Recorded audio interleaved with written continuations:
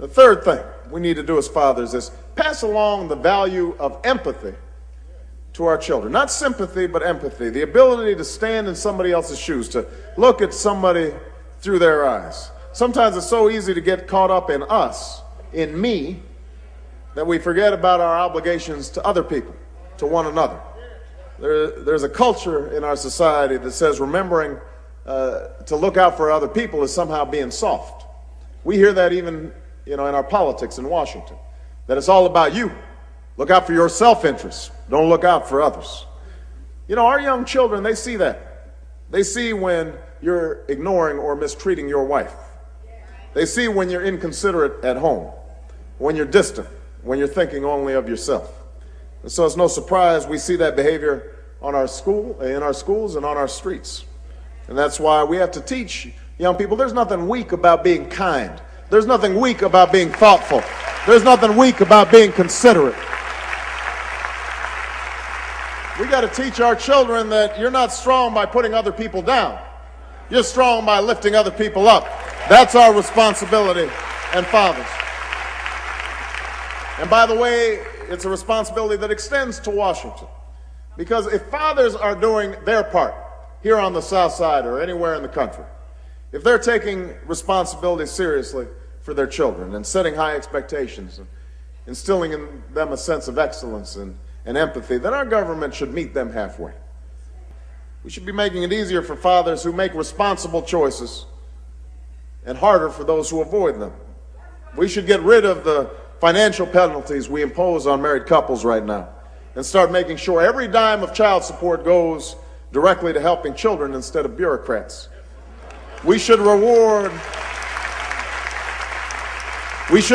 fathers who pay that child support with job training and job opportunities and a larger earned income tax credit that can help them pay the bills. We should expand programs where registered nurses visit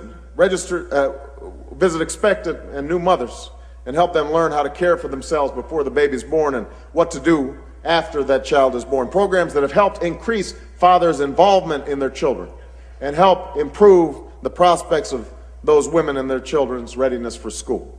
And we should help new families care for their children by expanding maternity and paternity leave. And we should guarantee that every worker gets more paid sick leave so they can stay home to take care of their child without losing their income or their job. We should take all of these steps to build a strong foundation for our children, but we also know that even if we do, even if we meet our obligations as fathers and parents, even if Washington does its part, we're still going to face difficult challenges in our lives. There will still be days of struggle and days of heartache. The rains will come and the winds will blow. And that's why the final lesson we must learn as fathers is also the greatest gift that we can pass on to our children. The gift of faith and the gift of hope. I'm not talking about an idle hope that is little more than blind optimism or willful ignorance of the promises that we face.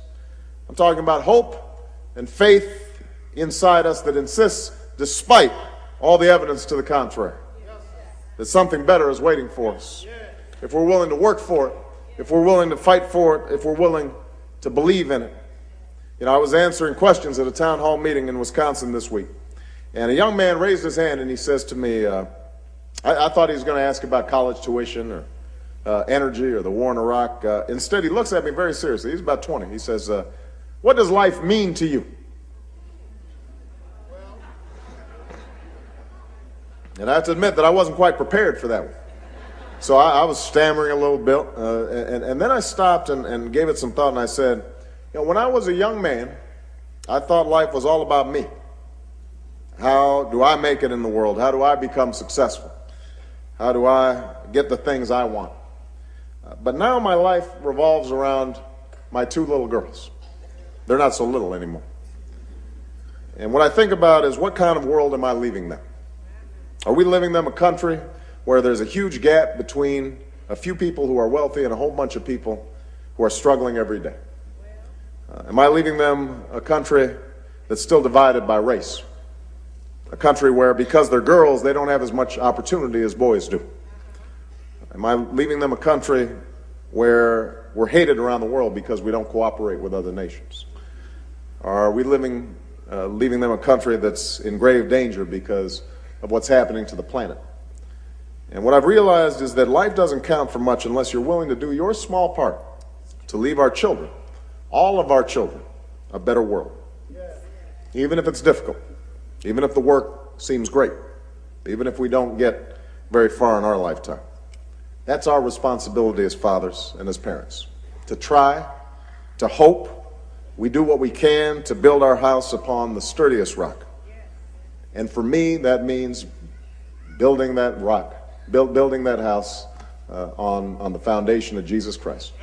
Because I'm going to make mistakes, and sometimes it's going to be hard. It's going to be hard for me as a father. It's going to be hard for me as a husband. It's hard for me as a public servant. But if I can instill in my children that sense that God is looking out for us, that He's going to be there for us during the darkest hour, that He's going to be there for us no matter what happens, no matter what winds blow, then I know that I can succeed, and I know they will succeed. We keep faith that our Father will be there to guide us and watch over us and protect us and lead His children through the darkest storms to the light of a better day. And that's my prayer for all of us here on Father's Day. That's my hope for this country in the years to come. And I hope that all of you feel that same faith, that same possibility that I do. Because if we rise up, if we have faith in the Lord, if we're working hard, if we do what we must do as fathers and as mothers, as grandfathers and grandmothers, if we're looking after our children, then I promise you, better days are ahead. God's going to lead us in a bright direction. God is going to lead us in a better direction. God bless you all. Thank you, Apostolic. I appreciate you. Thank you.